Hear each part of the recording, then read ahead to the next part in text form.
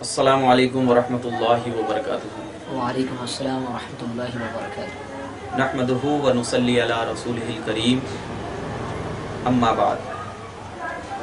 अऊज़ु बिल्लाहि मिनश शैतानिर रजीम, बिस्मिल्लाहिर रहमानिर रहीम।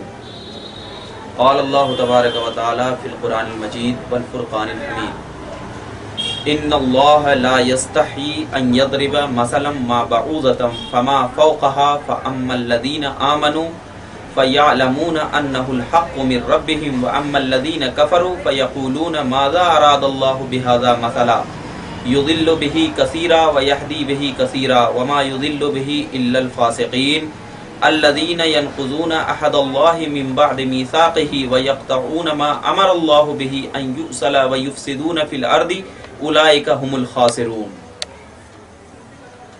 अल्हम्दुलिल्लाह, पिछले दर्स में सूरह बकरा की 25 आयतों का जिक्र हो चुका और उस पर बयान हो चुका। आज से 26वीं आयत सूरह बकरा की शुरू हो रही है, जिसमें अल्लाह तबारक व तआला ने जो इससे पहले बयान फरमाया, मुनाफिकीन का जिक्र फरमाया, फिर उसके बाद क्या है, मोमिनीन के लिए खुशखबरी सुनाई, और उसमें अल्लाह तबारक व तआला ने मुनाफिकीन के तहत जो मिसालें बयान फरमाई थी, तो उस पर बहुत सारे मुनाफिकीन ने कहा था कि अल्लाह तबारक व तआला ये मच्छर, ये मक्खी, ये बारिश की मिसाल जो देता है उसके शान के लायक नहीं है, वो तो बुलंद मर्तबा है। अल्लाह तबारक व तआला की ज़ात क्या है, बहुत बाला है, बहुत मर्तबे में आला है। ये छोटी चीज़ की मिसाल बयान करके क्या फ़ायदा है, अल्लाह की शान के खिलाफ है। उन लोगों के ज़हनो गुमान में था ये बात, मुनाफिकीन के ज़हनो गुमान में ये बात थी कि ये छोटी छोटी मिसालें दे करके अल्लाह तबारक व तआला क्या बताना चाहता है, वो तो बुलंद मर्तबा है, ये छोटी छोटी मिसालें क्यों दे रहा है। तो उस कौल के रद में अल्लाह तबारक व तआला ने ये आयत करीमा नाज़िल फरमाई। कौन सी आयत करीमा? कि इन्नल्लाह ला यस्तही अन यदरिब मसला, कि बेशक अल्लाह हया नहीं फरमाता, बेशक अल्लाह हया नहीं फरमाता। क्या? कि अन यदरिब मसला, कि किसी को मिसाल बयान करने से अल्लाह तबारक व तआला क्या करता है, हया नहीं फरमाता। इसका लफ्जी तर्जुमा पहले आप देख लें, उसके बाद मैं आपके सामने तशरीह बयान फरमाऊंगा। फरमाता है इन्नल्लाह ला यस्तही अन यदरिब मसला, बेशक अल्लाह हिदायत के सिलसिले में किसी भी मिसाल के बयान करने को तर्क नहीं करता, छोड़ता नहीं है, यानी मिसालें देता है। खा मच्छर की मिसाल हो या उससे भी ज्यादा हकीर चीज की मिसाल। रहे वो लोग जो ईमान लाए और वो जानते हैं कि ये मिसाल उनके रब की तरफ से सच्ची है, और रहे वो लोग जिन्होंने कुफ्र किया तो वो कहते हैं कि इस हकीर मिसाल से अल्लाह ने क्या इरादा किया है।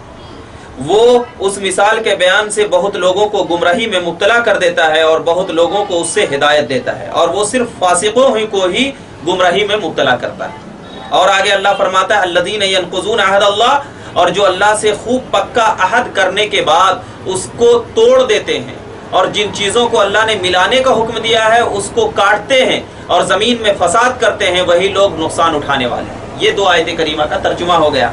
तो अब मुशरिकीन ने अल्लाह की शान में ये एतराज़ किया था कि मक्खी और मच्छर की मिसालें बयान करना क्या है, ये अल्लाह की शान के खिलाफ है। तो उसके रद में अल्लाह तबारक व तआला ने ये आयत करीमा नाजिल फरमाई कि अल्लाह तबारक व तआला चाहे मक्खी हो या मच्छर हो या उससे भी हकीर चीज़ों हो, अगर उस सिलसिले, उस मिसाल करने के, उस मिसाल को बयान करने के बाद लोग इस मिसाल को समझकर हिदायत पालेंगे, तो अल्लाह तबारक व तआला इस छोटी सी मिसाल को बयान करने में हया नहीं फरमाता, तर्क नहीं करता। ये वजूहात है। क्यों? इसलिए कि अल्लाह तबारक व तआला ने बहुत सारी आयत करीमा में मक्खी की भी मिसाल दी है, मच्छर की भी मिसाल दी है। तो अब लोगों को ये नहीं सोचना चाहिए कि अल्लाह तबारक व तआला ने इस मिसाल को बयान करने के बाद क्या इरादा फरमाया। अब एक चीज़ ज़हन में रखना चाहिए कि मिसाल बयान करने का जो तरीक़ा हुआ करता है, तो मिसाल वही काबिल कबूल हुआ करती है जो मुमस्सिल लहू के मुताबिक हो, मुमस्सिल लहू के मुताबिक हो। मुमस्सिल लहू किसको कहते हैं? यानी जिसकी मिसाल बयान की जाए, जिसके लिए मिसाल बयान की जाए। मिसाल के तौर पर मैं, कोई शख्स यहाँ पर बैठा हुआ है, अब वो शख्स क्या है, ताकत, कुव्वत, मैं एकदम बिल्कुल किसकी तरह है, शेर की तरह, बिल्कुल शेर की तरह। तो मैं उसको, इस शख्स को कहता हूं अरे ये तो बिल्कुल शेर लगा करता है, ये तो बिल्कुल शेर है। क्यों? इसलिए कि वो शेर के एकदम बिल्कुल मुमासिल है, बिल्कुल मुताबिक है ताकत में, कुव्वत में। अगर कोई पतले दुबले शख्स को मैं कह दूं कि ये तो बिल्कुल शेर की तरह है, तो ये मिसाल देना हमारा सही नहीं होगा। क्यों? इसलिए कि मिसाल क्या है, मुमस्सिल लहू के मुताबिक नहीं, मिसाल मुमस्सिल लहू के मुताबिक नहीं। तो सबसे पहले ये नजरिया रखना चाहिए कि मिसाल ऐसी बयान करना किसी के लिए जो मुमस्सिल लहू के क्या हो, बिल्कुल मुताबिक। अब जरा देखना, अगर किसी अजीम आदमी की अल्लाह तबारक व तआला मिसाल देता है तो क्या है, बिल्कुल अजीम चीज से मिसाल देता है, बड़ी चीजों से मिसाल देता है। यानी कोई बड़े लोगों की अगर अल्लाह मिसाल देता है तो बड़ी चीजों से मिसाल देता है, और किसी को हकीर बताना चाहता है तो अल्लाह तबारक व तआला क्या है, छोटी चीजों से मिसाल देता है। तो मुनाफिकीन को अल्लाह तबारक व तआला हकीर बताना चाह रहा था, इसलिए अल्लाह तबारक व तआला ने उस मुनाफिकीन की मिसाल मक्खी और मच्छर से अता फरमाई। इसीलिए ये कुरान का एजाज है। तो इससे ये भी फायदा मिल रहा है कि अल्लाह तबारक व तआला के जो बंदे हैं, अगर किसी को क्या है अजीम मिसाल देना है, जैसे मोहम्मद अरबी सल्लल्लाहु अलैहि वसल्लम की जात है, अफजलुल अंबिया है, तो हम उनको हकीर नामों से याद नहीं करते हैं, बल्कि हम उनको शफी कहते हैं, हम उनको क्या है करीम कहते हैं, हम उनको रऊफ कहते हैं, हम उनको रहीम कहते हैं। क्यों? इसलिए कि अल्लाह ने अजीम की मिसाल अजीम से दिया। तो इससे भी मालूम हुआ कि पूरी कायनात में सबसे अजीम मर्तबे वाली जात किसकी है, रसूलुल्लाह। और सबसे कमतरीन जात यानी बदतर जात किसकी है, जो रसूल से नफरत किया करती है, और वो मुनाफिकीन है। तो हम इसी बुनियाद पर आज हम गुस्ताखाने रसूल की मिसाल ऐसी ऐसी देते हैं जो बिल्कुल हकीर हो, और ये कुरान का आईने मुताबिक हुआ करता है। हम पर कोई इल्जाम न लगाए, हम पर कोई इल्जाम न लगाए, ये फैसला है। अब जो इसमें अल्लाह तबारक व तआला ने फरमाया कि हया ना फरमाया, इन्नल्लाह ला यस्तही अन यज़रिब मसलन मा बऊज़तन, या अल्लाह हया नहीं करता कोई भी मिसाल। तो अब सबसे पहले आपको ज़हन में रखना चाहिए कि हया का माना क्या है, हया कहते किसको। तो हया का माना बयान फरमाया जाता है कि इंसान जब कोई बुरा काम करता है तो किसी की वजह से उस बुरे कामों से क्या है, रुक जाता है, किसी की वजह से। यानी मैं यहाँ पर बुरा काम कर रहा हूँ, मेरे सामने कोई अच्छे आदमी आए तो उस अच्छे आदमी को देख करके हम बुरे काम से क्या कर देंगे, रुक जाएंगे। क्यों? इसलिए कि हमें हया आती है, हमें क्या आती है, हया आती है। तो इंसान का किसी को देख करके सिमट जाना, इंसान का किसी को देख करके क्या है, सिमट जाना उसका दिल, तो उसको हया करते। तो ये माना अल्लाह की शान के खिलाफ है, अल्लाह के शान के लायक नहीं है, क्योंकि अल्लाह की शान ये नहीं है कि किसी को देख करके वो हया करे। और एक माना हया का क्या बताया गया है, तर्क। एक माना क्या बताया गया है, हया का तर्क। जैसे कि हदीस पाक में भी और कुरान पाक में भी इसका जिक्र आया है कि जैसे कि हदीस पाक में फरमाया जाता है, हजरत अनस रदी अल्लाह तआला अन्हु से रिवायत है, कंजुल उम्माल जिल्द 15 सफ़ा नंबर 672 की हदीस पाक है। नबी पाक सल्लल्लाहु अलैहि वसल्लम बयान फरमाते हैं कि जो बंदा और बंदी इस्लाम में बूढ़े हो जाएं, इस्लाम में बूढ़े हो जाएं, तो अल्लाह ताला उनको अजाब देने से हया फरमाता है। अल्लाह ताला अजाब देने से क्या फरमाता है, हया फरमाता है। मतलब यह है कि अजाब को तर्क कर देता है, छोड़ देता है उसके इसमें। तो यहाँ पर क्या है, अल्लाह की शान ये नहीं कि मिसाल बयान करने को क्या कर दे, छोड़ दे, यानी मिसाल बयान करता रहे। तो यहाँ का हया का माना वो माना नहीं है जो कि क्या है, किसी को देख करके क्या है शर्म आ जाए हमको या रुक जाए हमको, वो माना नहीं है यहाँ पर हया का। बल्कि हया का माना तर्क करना है, यानी अल्लाह तबारक व तआला छोटी छोटी मिसाल बयान करने को भी तर्क नहीं करता है। और इसका सबूत हदीस पाक कंजुल उम्माल में नबी पाक सल्लल्लाहु अलैहि वसल्लम ने बयान फरमाया, और यही माना यहाँ पर हया का है। और एक हदीस पाक बयान कर दूं, जामिउल हदीस अल कबीर जिल्द 2 सफ़ा नंबर 309 में बयान फरमाते हैं, हजरत अनस से ही रिवायत है कि अल्लाह के रसूल सल्लल्लाहु अलैहि वसल्लम ने इरशाद फरमाया कि जो शख्स बूढ़ा हो जाता है, जो शख्स बूढ़ा हो जाता है और पाबंदी से अमल करता है, या बूढ़ी हो जाती है और पाबंदी से अमल करती है, तो अल्लाह तबारक व तआला उसको अजाब देने से क्या है, हया करता है। तो मतलब क्या है, यहाँ पर रोक दिया करता है। ये समझ में आ गई बात। तो लिहाजा जब बात समझ में आ गई तो अल्लाह तबारक व तआला क्या करता है, हया का जो यहाँ पर माना है, तर्क का माना है। और आयत करीमा में अल्लाह तबारक व तआला ने उसके आगे इरशाद फरमाया, क्या इरशाद फरमाया कि यहदी बिही कसीरा व युदिल्लु बिही कसीरा, कि इसके जरिए क्या है, बहुत सारे लोग हिदायत भी पाते हैं और बहुत सारे लोग क्या हो जाते हैं, गुमराह भी हो जाते हैं। क्या, किससे, यानी किस चीज से गुमराह हो जाते हैं और किस चीज से हिदायत पाते हैं। मतलब ये है कि जो इस मिसाल को बुरा समझे कि अल्लाह ने ये क्या छोटी छोटी मिसालें बयान कर दी, जैसे मुनाफिकीन समझते थे, बुरा समझे तो वो लोग गुमराह हो गए। اور جو لوگ اللہ تبارک و تعالیٰ کے ان مثال کو ہدایت سمجھے تو وہ لوگ کیا ہے؟ ہدایت یافتہ ہو گئے۔ تو اب میں بتاتا چلوں کہ اللہ تبارک و تعالیٰ سے کہ بہت سارے کو گمراہی میں مبتلا کر دیتا ہے۔ اللہ تعالیٰ نے فرمایا نا اس میں کہ بہت سارے کو گمراہی میں مبتلا کر دیتا ہے، اور گمراہی میں اسی کو مبتلا کرتا ہے جو فاسق ہے۔ میں اس پر گفتگو کروں گا۔ تو یہاں پر بہت سارے لوگوں کو ہدایت دیتا ہے، تو مطلب یہ ہے کہ بہت سارے لوگوں کو گمراہی میں مبتلا کرتا ہے۔ کفار اور منافقین نے جو یہ سوال کیا تھا کہ ان مثالوں سے اللہ کا کیا ارادہ ہے، یہ جو سوال کیا تھا نا کیا ارادہ ہے، تو اس آیت میں اس کا جواب ہے۔ یعنی جو لوگ ایسا بھی سوال کرتے ہیں اللہ کی آیات کا کیا فائدہ ہے، تو اللہ نے تو کلام مقدس کو تمام انسانوں کے لیے فائدہ مند بنایا۔ تو اب اگر آپ ارادہ کر رہے ہیں کہ اللہ نے کیا فائدہ اختیار کیا ہے، تو یہ تو اللہ کے شان کے خلاف ہے، اللہ کے شان کے خلاف ہے۔ تو ایسے جو لوگ ہٹ درم ہو جائیں، یعنی جو اپنے دلوں میں کفر رکھ لیں، جو اپنے آپ کو کیا ہے بڑا سمجھے اور اس کلام اللہ کی اس آیت کو حقیر سمجھے، تو بتاؤ اس کلام اللہ کی آیت کو حقیر سمجھنے سے کیا کوئی شخص ہدایت پا سکتا ہے؟ نہیں پا سکتا۔ ہدایت اسی کو ملے گی جو اللہ نے جو بھی چیزیں کلام مقدس میں نازل فرمائی ہے وہ چیز ہمارے لیے راہ ہدایت کا ذریعہ ہوا کرتا ہے۔ تو اللہ نے جو فرمایا کہ بہت سارے لوگ کیا ہے اس سے ہدایت پائیں گے، مطلب یہ ہے کہ اس آیت کو اپنے دلوں میں اللہ کا کلام سمجھ کر جب اس پر رہنمائی کریں گے اور عمل کریں گے تو وہی لوگ کیا ہے ہدایت پائیں گے۔ اور جو لوگ اس آیت کو بالکل کمتر سمجھ کر کے ان کے دلوں سے کیا ہے ختم ہو جائے گا، تو یہ لوگ کیا ہو جائیں گے؟ بالکل گمراہ ہو جائیں گے۔ اب اللہ نے اس میں یہ فرمایا ہے کہ گمراہ جو اس میں ہوں گے، کون گمراہ ہوں گے؟ فاسق۔ اس میں کیا کون گمراہ ہوں گے؟ فاسق گمراہ ہوں گے۔ تو سب سے پہلے آپ کو میں بتاتا چلوں کہ فسق کس کو کہتے ہیں، فسق کس کو کہتے ہیں۔ تو اب فسق کی تعریف فرمایا ہے علماء کرام نے کہ فسق کا معنی اعتدال اور طریق مستقیم سے خروج اور شریعت میں گناہ کبیرہ کرنے والے کو فسق کہتے ہیں۔ نہیں سمجھے؟ مطلب یہ ہے کہ اعتدال کا مطلب یہ ہے کہ میانہ روی، میانہ روی، یعنی یہ بھی صحیح یہ بھی صحیح۔ اور طریق مستقیم سے خروج، یعنی اللہ تعالیٰ نے کیا فرمایا؟ اہدنا الصراط المستقیم، ہمیں سیدھا راستہ چلا۔ تو جو اس راستے سے نکل گیا، ہٹ گیا، سمجھو وہ کیا ہو گیا؟ فاسق۔ اور کیا ہے؟ شریعت میں جو شخص گناہ کبیرہ کر رہا ہے تو وہ بھی کیا ہو گیا؟ فاسق۔ اب فاسق کے 3 مرتبے ہیں، یہ ذہن میں رکھیے۔ فسق کے کتنے مرتبے ہیں؟ 3 مرتبے۔ نمبر 1 تغابو، نمبر 1 کیا بولتے ہیں؟ تغابی۔ تغابی کا مطلب یہ ہے کہ جو شخص کبھی کبھی گناہ کبیرہ کرے، جو شخص کیا ہے کبھی کبھی گناہ کبیرہ کرے اور اس کو برا جانتا ہو۔ گناہ کبیرہ تو کبھی کبھی کر لیا لیکن اس کے دل میں کیا ہو گیا؟ خیال آیا کہ نہیں یہ گناہ برا ہے، تو یہ فسق کیا ہو گیا؟ تغابی ہوا۔ دوسرا فسق کیا ہوا؟ ایک تو فسق تغابی ہے اور دوسرا فسق کیا ہے؟ انہماک ہے۔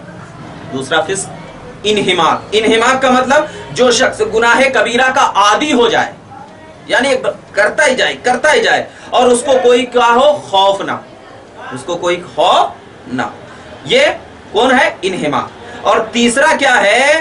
جہود۔ تیسرا فسق کیا ہے؟ جہود ہے۔ جہود کیا ہے؟ جو شخص گناہ کبیرہ کو اچھا اور صحیح سمجھ کر کرے، جو شخص گناہ کبیرہ کو اچھا اور صحیح سمجھ کر کرے، اور ایسے ہی شخص کو کیا کہا گیا ہے؟ کافر۔ جو شخص ایسا سمجھ کر کے کرتا ہے تو پہلے دونوں یعنی تغابی اور انہماک کے کرنے کی بنیاد پر انسان کافر نہیں ہوتا، انسان کیا ہوتا ہے؟ کافر نہیں ہوتا۔ لیکن تیسرا جو ہے جہود، یعنی گناہ کبیرہ کو کیا ہے بالکل اچھا سمجھ کر کے اگر کر رہا ہے تو ایسا شخص کیا ہو جاتا ہے؟ کافر ہو جاتا ہے، ایسا شخص کافر ہو جاتا ہے۔ یہ فسق کے 3 مرتبے ہیں، ٹھیک ہے۔ اور جب فسق کے 3 مرتبے ہیں تو جب تک انسان تغابی اور انحماق کے درجے میں ہوتا ہے ایمان سے نہیں نکلتا، کیونکہ اس کے دل میں اللہ کا خوف رہا کرتا ہے، اس کے دل میں اللہ کا خوف رہا کرتا ہے۔ اور جب وہ تغابی اور انحماق سے نکل جاتا ہے تو اس کے دل میں نہ اللہ کا خوف رہتا ہے نہ رسول اللہ کی تصدیق رہا کرتی ہے، بلکہ وہ برے کو اچھا سمجھتا ہے اور اچھے کو کیا کرتا ہے؟ برا سمجھتا ہے۔ اور یہاں پر جو منافقین، یہاں پر جو فاسق سے مراد ہیں، جو اللہ تبارک و تعالیٰ نے فرمایا ہے کہ گمراہ نہیں ہوتے ہیں مگر فاسق ہی لوگ، تو یہاں پر جو فاسق سے مراد ہے تو وہ فسق کی تیسری قسم مراد ہے، دوسری اور پہلی اور دوسری قسم مراد نہیں ہے۔ کیوں؟ اس لیے کہ آپ ذرا دیکھیے کہ منافقین لوگوں کے دلوں میں خوف تھا کہ اللہ کا، اگر خوف ہوتا اللہ کا تو آپس میں مسلمانوں کو نہ لڑاتے، اگر خوف ہوتا اللہ کا تو اچھے کام سے مسلمانوں کو نہ روکتے، اگر خوف ہوتا اللہ کا تو کیا ہے حرام کو حلال نہ سمجھتے، اگر خوف ہوتا اللہ کا تو تصدیق رسول کو کیا ہے گالی نہ سمجھتے۔ تو مطلب یہ ہے کہ اگر کوئی انسان اللہ تبارک و تعالیٰ کے خوف میں جی کر اگر انسان زندگی گزارتا ہے تو اگرچہ وہ گناہ کبیرہ کا مرتکب ہو جاتا ہے پھر بھی اللہ اس کی توبہ کو قبول کر سکتا ہے، لیکن جب وہ انسان جہود کے مرتبے پر پہنچ جاتا ہے تو اب وہ انسان کیا ہے بالکل کافر ہو جاتا ہے، اب وہ انسان کیا ہے بالکل ایمان سے نکل جایا کرتا ہے۔ یہ فسق سے مراد ہے۔ اسی بنیاد پر اگر کوئی انسان جو فاسق بولتے ہیں، اور علماء کرام نے فرمایا ہے کہ دیکھیے علماء کرام نے فرمایا ہے کہ اللہ تعالیٰ کا تو مذاق اڑایا تھا نا، اس میں کیا مذاق اڑایا تھا اللہ تعالیٰ کا؟ اس نے کہ یہ اللہ تبارک و تعالیٰ کا مذاق یہ اڑایا تھا کہ مچھر کی مثال دی ہے، مکھیوں کی مثال دی ہے، تو یہ تو مذاق ہی اڑانا نا۔ تو مطلب یہ ہے کہ مذاق اڑانا ہی کیا ہو گیا؟ خدا کی شان میں نافرمانی کی دلیل، جب خدا کی شان میں نافرمانی کی دلیل ہے تو یہ تو بالکل جہود کے مرتبے پر پہنچ گیا۔ اسی بنیاد پر فسق انسان اگرچہ گناہ کبیرہ کا مرتکب ہے تو فرمایا علماء کرام نے کہ جو شخص گناہ کبیرہ کا مرتکب ہے اس کے پیچھے نماز نہیں ہو۔ جیسے کہ مثال کے طور پر ایک مشت داڑھی رکھنا واجب ہے، ایک مشت داڑھی رکھنا واجب ہے، اگر کوئی شخص ایک مشت سے کم داڑھی رکھ رہا ہو تو اس کے پیچھے کیا ہے؟ نماز نہیں ہوگی، کیونکہ ایک مشت واجب داڑھی اور ایک مشت کا ترک حرام، اور جو شخص حرام کام کر رہا ہو تو وہ گناہ کبیرہ کا مرتکب، اور گناہ کبیرہ کا مرتکب فاسق، اور فاسق کے پیچھے نماز نہ اس کی گواہی قابل قبول ہوگی، نہ اس کو کوئی چیز میں نہیں اس کو یوز کیا جائے گا۔ تو اب ضروری ہے کہ جب کوئی فاسق ہو جائے تو اب اس کو علی الاعلان توبہ کرنا پڑے گا اللہ کی بارگاہ میں۔ جب علی الاعلان توبہ کرے گا تو وہ شخص کیا ہے بالکل صحیح اور سالم ہو جائے گا۔ ایک چیز یہ ہوا۔ اب اس میں اللہ تبارک و تعالیٰ نے آیت کریمہ نازل اللہ تعالیٰ نے آیت کریمہ فرمایا تھا کہ الذین ینقضون عہد اللہ، کہ وہ لوگ جو اللہ کے وعدے کو توڑتے ہیں۔ فرمایا تھا دوسری آیت میں، آیت نمبر 27 میں، من بعد میثاقہ، یعنی اس سے وعدہ لینے کے بعد، وَيَقْطَعُونَ مَا أَمَرَ اللَّهُ بِهِ أَن يُوصَلَ، اور قطع تعلق کرا کرتے ہیں جو اللہ نے حکم دیا ہے کس کا؟ صلہ رحمی کا، وہ صلہ رحمی نہیں کرتے بلکہ کیا ہے؟ قطع تعلق کرتے ہیں۔ وَيُفْسِدُونَ فِي الْأَرْضِ، اور زمین میں فساد کرتے ہیں۔ أُولَئِكَ هُمُ الْخَاسِرُونَ، تو وہی لوگ کیا ہے؟ گھاٹے میں۔ تو اب یہاں پر اللہ نے عہد لیا تھا، کیا عہد لیا تھا؟ پکے عہد کا تقاضا یہ ہوا کرتا ہے کہ اس کی رعایت اور حفاظت کی جائے۔ یعنی کوئی شخص مجھ سے آ کر کے وعدہ کیا کہ میں آج کے بعد سے کیا ہے گناہ نہیں کروں گا، تو اب اس کی رعایت کرنا آپ پر واجب ہے نا، تب تو عہد آپ پکا رہیں گے۔ ورنہ آپ آج مجھ سے وعدہ کر لیے، کل آپ اس کے وعدہ کو توڑ دیے تو یہ تو وعدہ خلافی ہے، یہ تو وعدہ خلافی ہے۔ تو اب پکے عہد کا یہی ہے کہ اس کی کیا ہے؟ وعدہ خلافی نہ کرو۔ اب ذرا دیکھیے کہ اللہ تبارک و تعالیٰ نے جو عہد لیا تھا تو پکے عہد کا وعدہ یہی ہے کہ وہ کیا کرے؟ رعایت کرے اور اس کی کیا کرے؟ حفاظت کی جائے۔ تو اس عہد سے مراد وہ ہے وہ لوگ جو عقل دینے کی صورت میں لیا گیا، کیونکہ اللہ تبارک و تعالیٰ نے کائنات میں اپنی ذات اور صفات پر دلائل قائم کیے۔ بہت ساری دلیلیں ہیں ذات اور صفات پر کہ اللہ تعالیٰ کی ذات کیا ہے؟ بالکل وحدہ لا شریک ہے، دنیا پیدا کیا، آسمان پیدا کیا، زمین پیدا کی، یہ تو ہے۔ پھر اس کے بعد کیا ہے؟ عقل دیا اللہ تعالیٰ نے اس کو کہ اس کو عقل سے سوچے کہ آخر کس نے پیدا کیا ہے۔ تو یہ عقل کی صلاحیت رکھتی ہے نا، تو اس نشانیوں کو دیکھ کر جب اس نشان کی طرف پہنچ جائے تو اللہ کا وعدہ یاد رکھنا چاہیے، اللہ کا وعدہ یاد رکھنا چاہیے۔ تو جب اللہ کا وعدہ اس نے یاد نہیں رکھا، اور دوسری چیز یہ ہے کہ اب اللہ تعالیٰ نے کتاب نازل کیا، اس کے بعد ان کے عقل اور روحوں سے وعدہ لیا تھا اللہ تبارک و تعالیٰ نے کہ ایک نبی کو بھیجوں گا، اس کی تم تصدیق کرنا۔ تمام آدم انسانیت سے وعدہ لیا تھا اللہ تعالیٰ، میثاق کیا تھا، تمام انبیاء سے، تمام لوگوں کی روحوں سے بھی وعدہ کیا تھا کہ محمد عربی جائیں گے، تمام نبیوں کی کیا کرنا؟ تم یہ کرنا۔ لیکن ان لوگوں نے کیا کیا؟ اللہ کے وعدہ کو توڑا، کہ نبی کو نہیں مانے، خدا کو نہیں مانا۔ تو اب جب اللہ کے وعدہ کو توڑا تو اللہ تبارک و تعالیٰ نے ان منافقین کے لیے یہ رکھا کہ جو اللہ کا وعدہ توڑتے ہیں تو وہ لوگ کیا ہے؟ خاٹے میں ہیں، کسارے میں ہیں۔ کیوں؟ اس لیے کہ وعدہ توڑنے والا، جب اللہ تبارک و تعالیٰ کا کوئی شخص وعدہ کو توڑ دیتا ہے تو اب وہ اللہ کا وعدہ توڑنے والے شخص کے لیے جہنم تیار کیا گیا ہے۔ اسی لیے تو فرمایا ہے کہ منافقین جہنم کے سب سے نچلے طبقے میں ہیں۔ کیوں؟ اس لیے کہ وعدہ انسان کی بنیادی اصول ہوا کرتا ہے کہ انسان جب وعدہ کیا کرتا ہے تو انسان کو چاہیے کہ اس وعدہ کی خلاف ورزی نہ کرے۔ اسی بنیاد پر اللہ تبارک و تعالیٰ نے فرمایا ہے کہ جو لوگ اللہ کا وعدہ کرتے ہیں، اللہ تعالیٰ نے ایک دوسرے کی صلح رحمی کے لیے انسان کو پیدا کیا، لیکن کیا ہے وہ لوگ قطع تعلق کرتے تھے. کیسے قطع تعلق کرتے تھے آپ کو بتایا جا چکا ہے. قطع تعلق اس طریقے سے کرتے تھے کہ مسلمانوں کے پاس بیٹھتے اور آپس میں جھگڑے لڑا دیتے.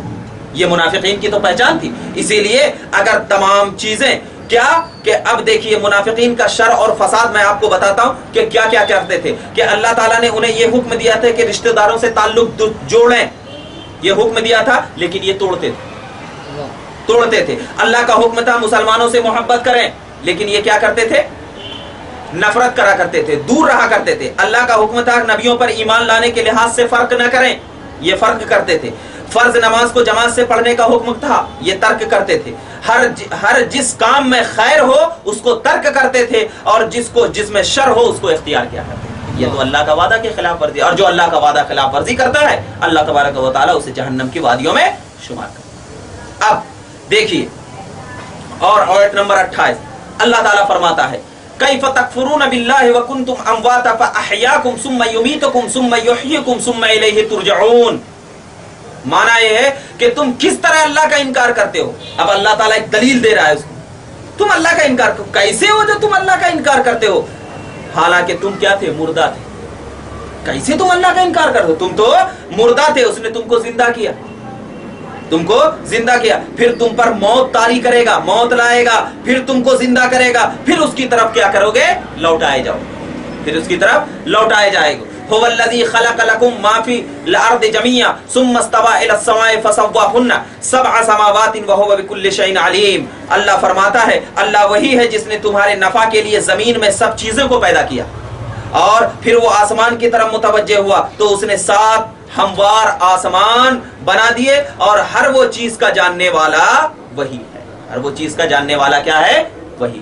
تو اب دیکھیے اس آیت کریمہ میں کفار کو یہ بتایا جا رہا ہے تم کیسے کفر کر سکتے ہو, کیسے, حالانکہ تم نطفے کی شکل میں تھے, بظاہر مردہ تھے, پھر اللہ نے تمہارے جسم میں روح پھونک کر تم کو زندہ کیا, پھر تمہاری مدت حیات پوری ہوگی تو تم مر جاؤ گے, پھر تم کو اللہ تبارک و تعالیٰ قیامت میں زندہ کرے گا. تم کیسے انکار کر سکتے ہو؟ تمہارا کوئی وجود تھا جو تم انکار کر سکتے ہو؟ لہٰذا انکار کرنے کی تو تمہارے پاس کوئی دلیل نہیں ہے. اگر دلیل ہے تو تم بتاؤ کہ تم پہلے کیا تھے, تو اب ذرا دیکھیے کہ موت اور ایک اس میں اللہ تعالیٰ نے حیات بیان فرمایا ہے. کیف تکفرون باللہ کنتم امواتا فاحیاکم, اس میں موت اور حیات بیان فرمایا. تو اب ذرا دیکھیے کہ حیات کے چند معنی ہیں. حیات کے کتنے معنی ہیں؟ بہت سارے معنی ہیں. سب سے پہلے حیات کے معنی فرمایا کہ نباتات میں جو نشو نما کی قوت ہے اس کو حیات کہتے ہیں. یعنی نباتات جمادات ہے, ایک نباتات ہے. نباتات یعنی یہ جو پیڑ پودے وغیرہ ہیں اس میں جو نشو نما کی قوت ہے, یعنی بڑھنے اور گھٹنے کی قوت ہے نا, پہلے چھوٹا تھا پھر بڑا ہو گیا, تو اس کو کیا کہتے ہیں؟ حیات. ایک معنی جیسے کہ قرآن مجید میں اس کا ثبوت ہے کہ ان اللہ یحیی الارض بعد موتہا, کہ بے شک اللہ ہی زمین کو مردہ ہونے کے بعد اس کو زندہ کرتا ہے. یہی ہے.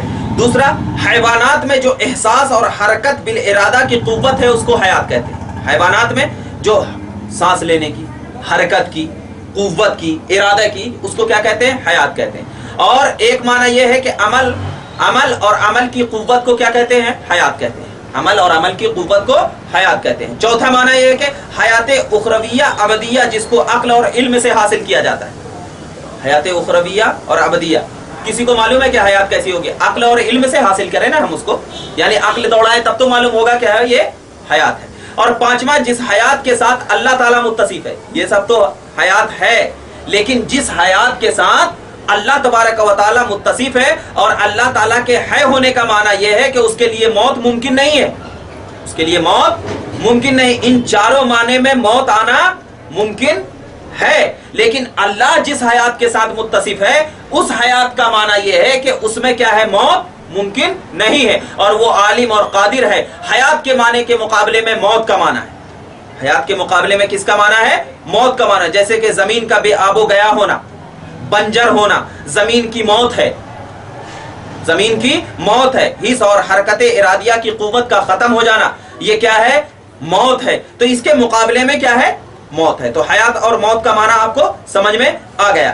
اب آپ کو یہ بتایا چلوں کہ اللہ تبارک و تعالیٰ نے جو یہ بتایا کہ اللہ تبارک و تعالیٰ نے اس میں کیا کہا ہے؟ هو الذی خلق لکم ما فی الارض جمیعا, وہی ہے جس نے تمہارے لیے زمین کو ہموار پیدا کیا، ثم استوى الى السماء فسواهن سبع سماوات، پھر اس کے بعد آسمان پیدا کیا۔ تو اب اس میں علماء کرام کا اتفاق ہے، یہ اختلاف ہے کہ آیا زمین کو اللہ نے پہلے پیدا کیا یا آسمان کو پہلے پیدا کیا، اس میں اختلاف ہے۔ تو بعض علماء کرام کا یہ اقوال ہے کہ اللہ تبارک و تعالیٰ نے کیا ہے، پہلے زمین کو پیدا کیا، اس کے بعد آسمان کو پیدا کیا، جیسے کہ یہ آیت دلالت کر رہی ہے، جیسے کہ یہ آیت دلالت کر رہی ہے کہ هو الذی خلق لکم ما فی الارض جمیعا ثم استوى، پھر اللہ کیا ہو گیا، آسمان کی طرف متوجہ ہوا۔ تو مطلب یہ ہے کہ زمین کو پہلے پیدا کیا۔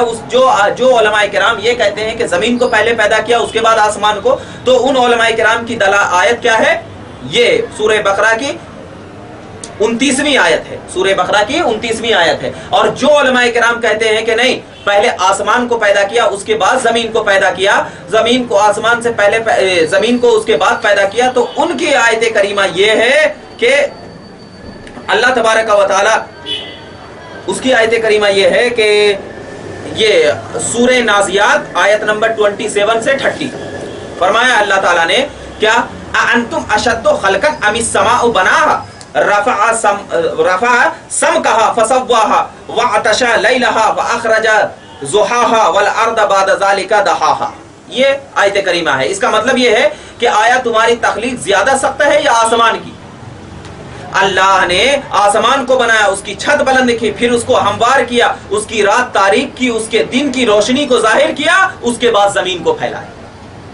تو مطلب اس میں کوئی جانے کی ضرورت نہیں ہے، جن علماء نے آسمان کو بتایا ہے تو اس کی یہ دلیل ہے، اور جن نے ان کو بتایا ہے ان کی یہ دلیل ہے۔ اس سے یہ بات نہیں ظاہر کرنا ہے کہ کیا ہے، یہ کوئی مسئلہ بڑا نہیں ہے کہ آسمان کو پہلے پیدا کیا یا زمین کو پیدا کیا۔ اگر ہم زمین کو بولتے ہیں تو وہ بھی دلیل موجود ہے ہمیں، آسمان کو پہلے بولتے ہیں تو وہ بھی دلیل موجود ہے ہمارے پاس۔ ایک چیز اور ایک چیز اللہ تعالیٰ نے اس میں یہ بیان فرمایا ہے کہ دیکھیے کیا اللہ تعالیٰ نے فرمایا، وہ الذی خلق لکم ما فی الارض جمیعا، وہی ہے جس نے تمہارے لیے پیدا کیا جو کچھ کیا ہے زمین میں ہے، تمام چیزیں۔ تو اب اس میں علماء کرام اس آیت سے یہ بات نکالتے ہیں مسئلہ، نفع کے لیے ہر چیز زمین میں پیدا کیا اللہ نے، سب چیزوں کو نفع پہنچانے کے لیے بھی۔ تو اب جب نفع پہنچانے کے لیے پیدا کیا، تو اب جو چیز اللہ نے پیدا کیا، تو علماء کرام اس سے یہ دلیل لیتے ہیں کہ جب تک اللہ تبارک و تعالی نے کوئی چیز کے حرام یا حلال کی دلیل کلام مقدس میں بیان نہ کی ہو، تو شے کی جو اصل ہوا کرتی ہے وہ مباح ہوا کرتی ہے، شے کی جو اصل ہوا کرتی ہے وہ مباح ہوا کرتی ہے۔ حرام اور حلال اس وقت ہوتی ہے وہ شے جب تک کہ اس پر کوئی دلیل قرآن و حدیث سے نہ آ جائے۔ تو اب دنیا میں جتنی بھی چیزیں اللہ نے پیدا کیا، تو اصل میں وہ چیز کیا ہے ہمارے لیے؟ مباح ہے۔ جیسے کہ مثال کے طور پر خنزیر کا گوشت کھانا، شراب پینا، جب تک اس کی حرمت کی دلیل ہمارے پاس نہیں آئی تھی وہ چیز ہمارے لیے کیا تھی؟ مباح تھی، وہ چیز ہمارے لیے مباح تھی۔ جب اس پر حرمت کی دلیل آ گئی تو وہ چیز ہمارے لیے کیا ہو گئی؟ حرام ہو گئی۔ تو اسی بنیاد پر ہم تمام اہل سنت کا یہ عقیدہ ہے کہ جب تک کلام مقدس کی حرام یا حلال ہونے کی کوئی دلیل نہ آ جائے تو وہ چیز دراصل ہمارے لیے کیا ہو جاتی ہے؟ مباح ہوا کرتی ہے۔ اب اگر اس کے حلال ہونے کی دلیل ہے تو وہ چیز ہمارے لیے حلال ہے، اور اگر اس کے حرام ہونے کی دلیل ہے تو وہ چیز ہمارے لیے کیا ہے؟ حلال، حرام ہے۔ اور اس پر تمام علماء کرام کا اتفاق ہے۔ اسی بنیاد پر قرآن و سنت اور فقہاء کرام کے آراء کے مطابق، یعنی ان کے قول کے مطابق، احکام میں اصل کیا ہو گئی؟ مباح ہوئی، احکام میں اصل مباح ہوئی۔ ذرا پوائنٹ بات بتا رہا ہوں کیونکہ اس میں کیا ہے، ہمارا مسلک ثابت ہو رہا ہے، اسی لیے۔ تو جب اصل عبادت ہے، اور قرآن و سنت میں جن کاموں کو فرض، واجب، مکروہ، حرام نہیں قرار دیا گیا ہو، اس کو ادا کرنے یا نہ کرنے کا اختیار دیا گیا ہے ہمیں۔ ارے قرآن و سنت میں جو چیز کے یہ حرام ہے، یہ چیز حلال ہے، اس کی بات نہ آئی ہو تو اس کو ادا کرنے میں ہمیں اختیار دیا گیا ہے کہ ہم چاہیں تو اس کو کیا کریں؟ اختیار کریں، چاہیں تو ہم اس کو کیا کر دیں؟ چھوڑ دیں۔ تو اسی لیے نبی کریم صلی اللہ علیہ وسلم اور دیگر مشاہیر اسلام کے فضائل اور سیرت کی مجلسوں کو منعقد کرنا، نبی کریم کی مجلسوں کو منعقد کرنا، دیگر علماء کرام کی محفلوں کو منعقد کرنا، اور آپ کے میلاد پر خوشی کا اظہار کرنا، صدقہ کرنا، خیرات کرنا، دیگر عبادات کرنا، ثواب نبی، بزرگان دین، اپنے رشتہ داروں کو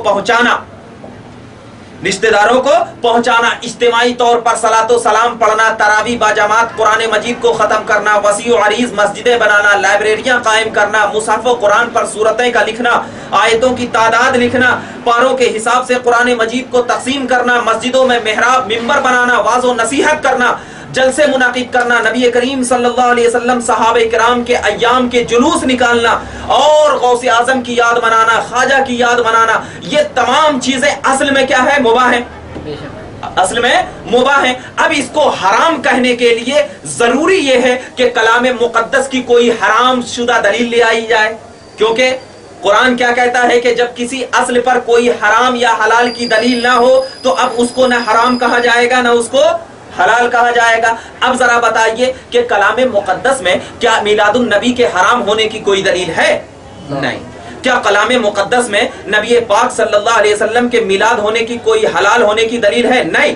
مگر ہم کہتا ہوں کہ نبی پاک صلی اللہ علیہ وسلم ہمارے لیے ایک نعمت ہے، اور نعمت کا تو شکر اللہ نے ادا کرنے کے لیے کہا ہے، چاہے وہ خوشی کے تعلق سے ادا کرے، چاہے وہ اور طریقے سے ادا کرے، مگر اس کو واجب اور فرض نہ سمجھے، واجب اور فرض نہ سمجھے۔ لیکن اگر محبت رسول میں ادا کر رہا ہے تو اسے ثواب مل جائے گا، اسے ثواب مل جائے گا۔ تو لہٰذا ہم تمام اہل سنت جو مجلسیں منعقد کرتے ہیں، صلاۃ و سلام پڑھتے ہیں، مسجدوں میں جا کر کے تقریریں، واعظ و نصیحت کرتے ہیں، تو دراصل یہ مباح چیز ہے، اور اللہ کے رسول نے فرمایا ہے کلو امرن، ہر کام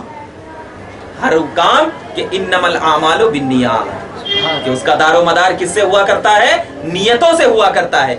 اگر مجلسیں منعقد کرنے میں نبی کی محبت کی نیت ہے تو انشاءاللہ نبی کی محبت حاصل ہوگی، نبی کی محبت حاصل ہوگی۔ اور اگر محفلیں منعقد کرنے میں نبی پاک صلی اللہ علیہ وسلم کی شان بڑھانا ہے تو جس کی شان خود خدا بڑھا رہا ہو تو یہ عام لوگ اس کی شان کو گھٹانے سے ہم ان کی شان گھٹتی نہیں ہے۔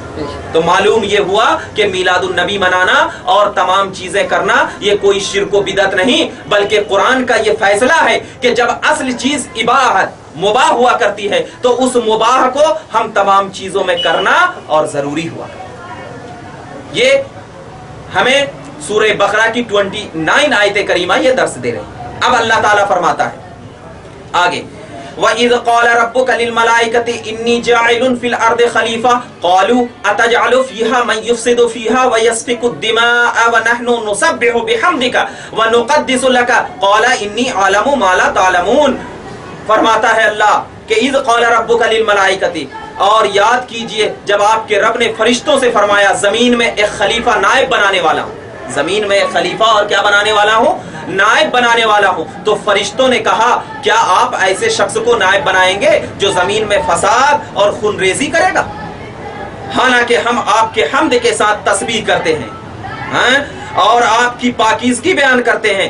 قال انی اعلم ما لا تعلمون، اللہ نے فرمایا بے شک میں ان چیزوں کو جانتا ہوں جو تم نہیں جانتے، میں ان چیزوں کو جانتا ہوں جو تم نہیں جانتے۔ اس کے بعد اللہ فرماتا ہے وَعَلَّمَ آدَمَ الْأَسْمَاءَ كُلَّهَا ثُمَّ عَرَضَهُمْ عَلَى الْمَلَائِكَةِ فَقَالَ أَنبِئُونِي بِأَسْمَاءِ هَؤُلَاءِ إِن كُنتُمْ صَادِقِينَ۔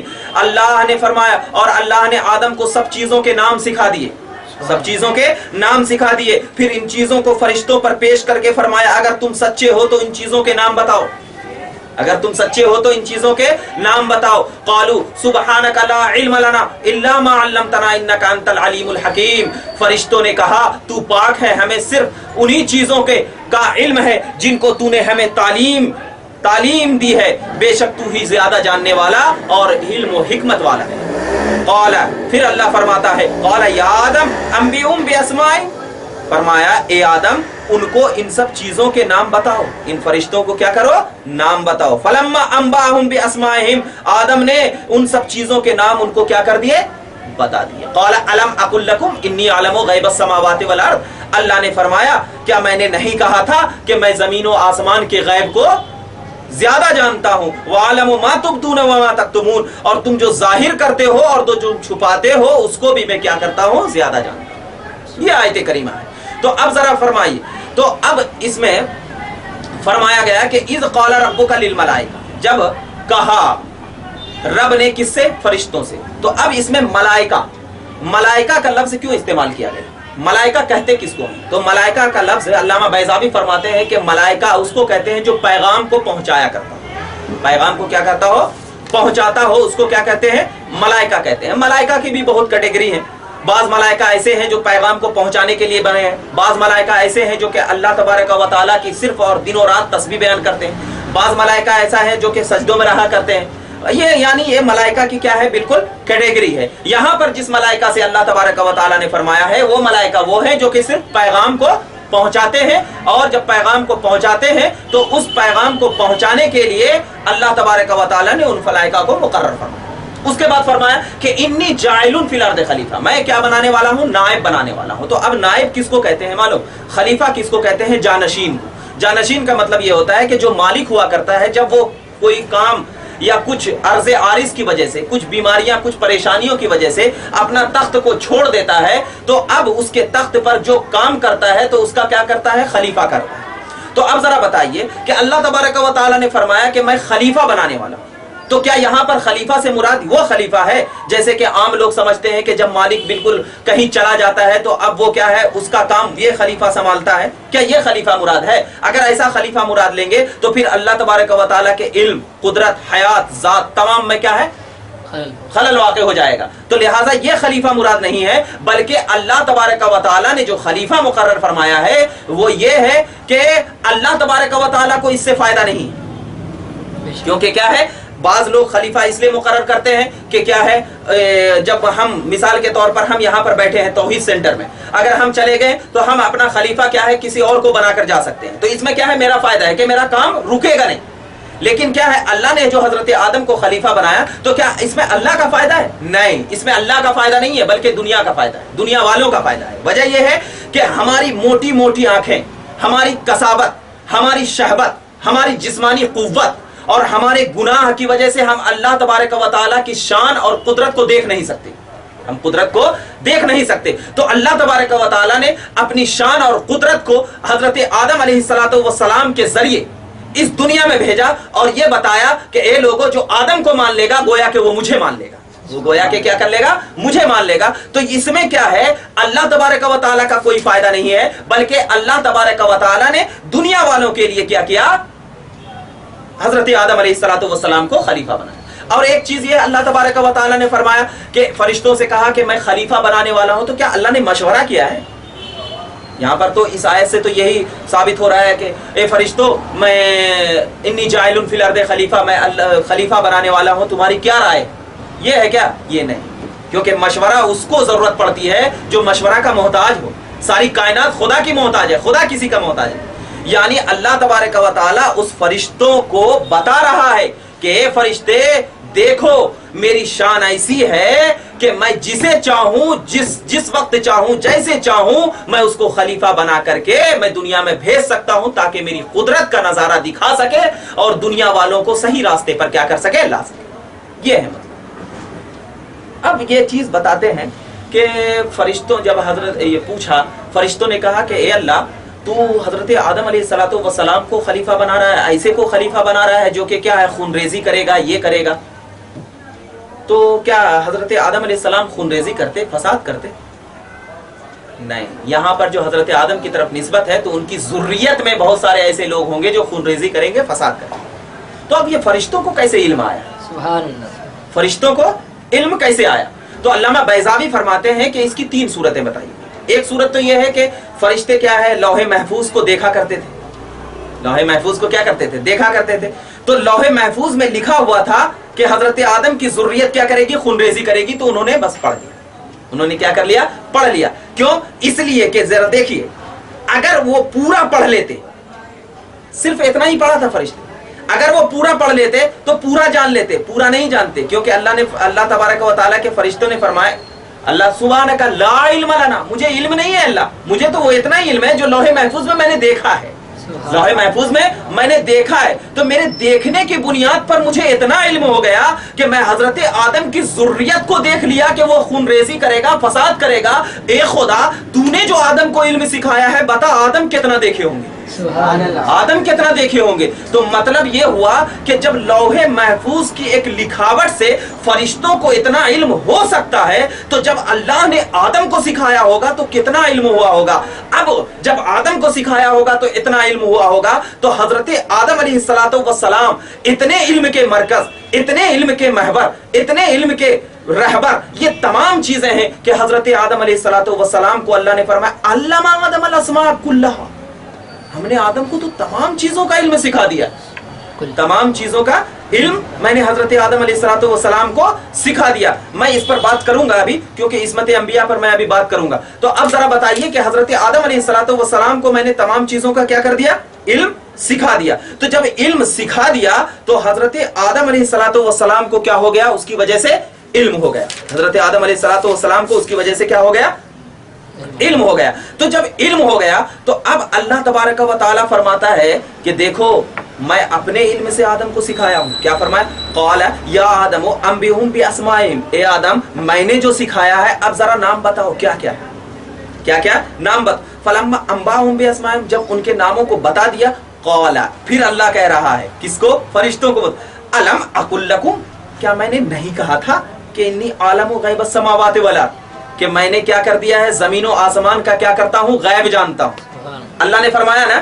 اور ایک چیز ہے، اپنے علم سے اللہ نے آدم کو سکھایا. تو مطلب یہ ہے کہ اللہ کس کا علم جانتا ہے؟ غیب کا.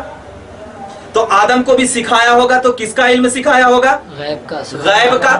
تو جب آدم کو غیب کا علم سکھایا ہوگا تو اب آئیے ترمذی شریف کی حدیث پاک میں نبی پاک سے پوچھتے ہیں یا رسول اللہ آدم کب پیدا کیے گئے؟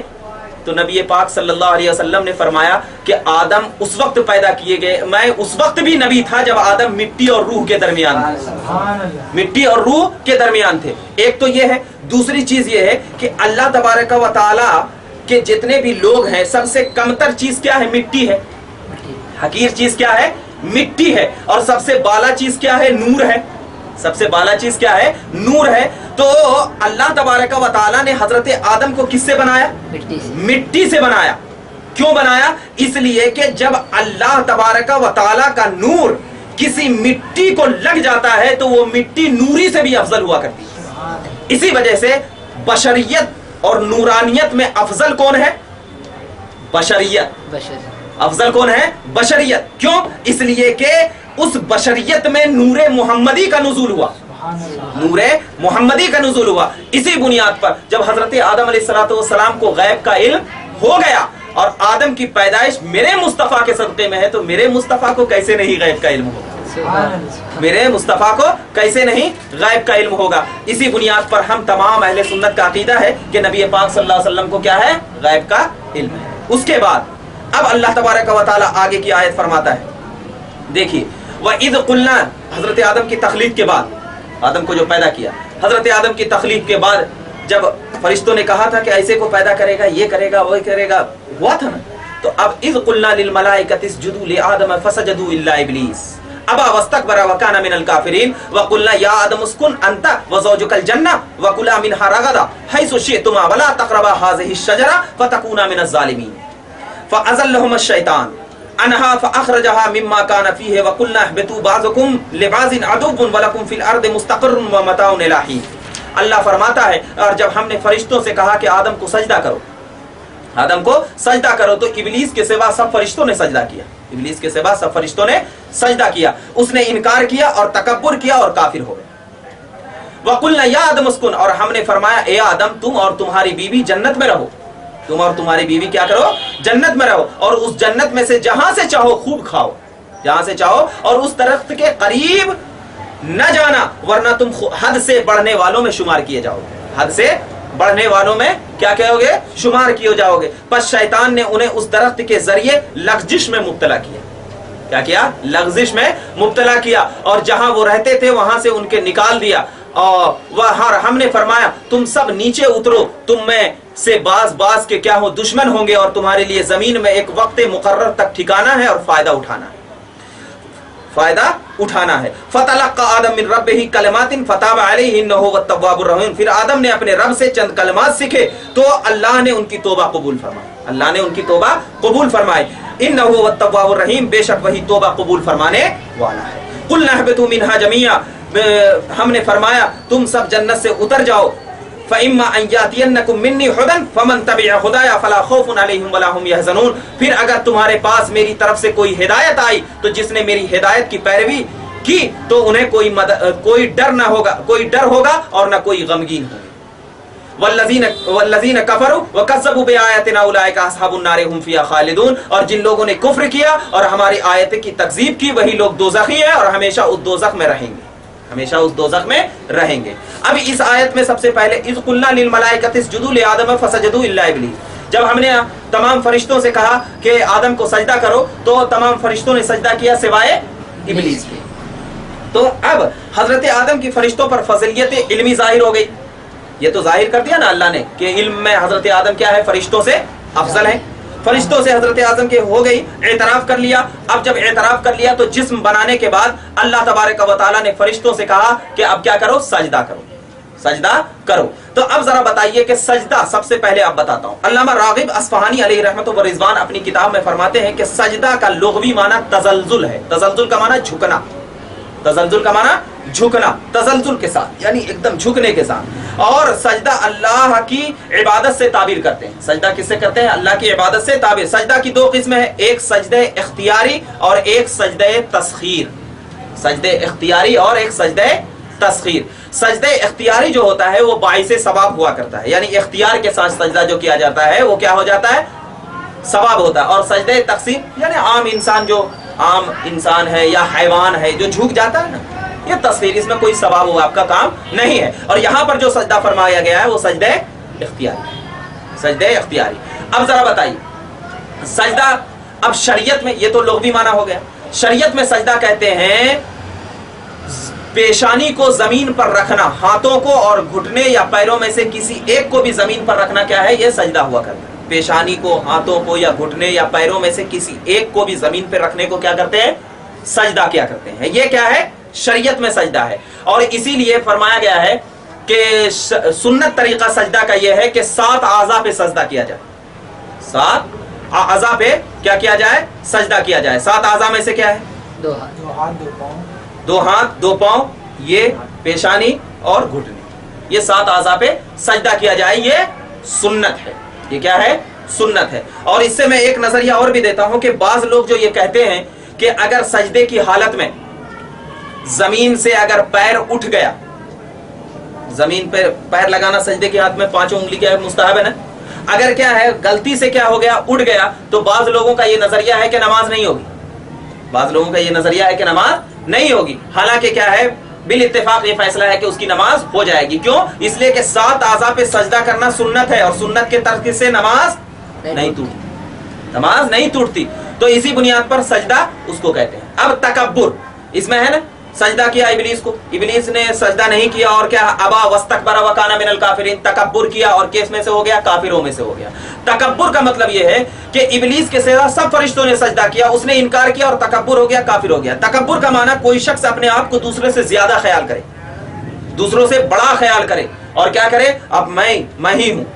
اس کے بارے میں حضرت امام مسلم نے اپنی سند سے صحیح مسلم میں روایت فرمائی ہے کہ حضرت عبداللہ ابن مسعود بیان فرماتے ہیں کہ نبی کریم صلی اللہ علیہ وسلم نے فرمایا کہ جس شخص کے دل میں رائی کے دانہ برابر بھی تکبر ہوگا، جس کے دل میں رائی کے دانہ برابر بھی تکبر ہوگا، وہ جنت میں نہیں جائے گا، وہ جنت میں نہیں جائے گا۔ یہ حدیث پاک۔ اور ایک حدیث پاک میں فرمایا گیا کہ جس نے اپنے آپ کو دوسروں سے بڑا سمجھا، دوسروں سے بڑا سمجھا، گویا اس نے تکبر کیا، اور وہ شخص جنت میں نہیں جائے گا۔ اب اس میں کیا ہے، یہ ذہن میں رکھنا، بعض لوگوں کا جو اس میں فرمایا کہ اذ قلنا للملائکۃ اسجدوا لآدم فسجدوا الا ابلیس، تمام اللہ نے جب فرشتوں سے کہا کہ سجدہ کرو تو تمام نے سجدہ کیا، لیکن ابلیس نے نہیں کیا۔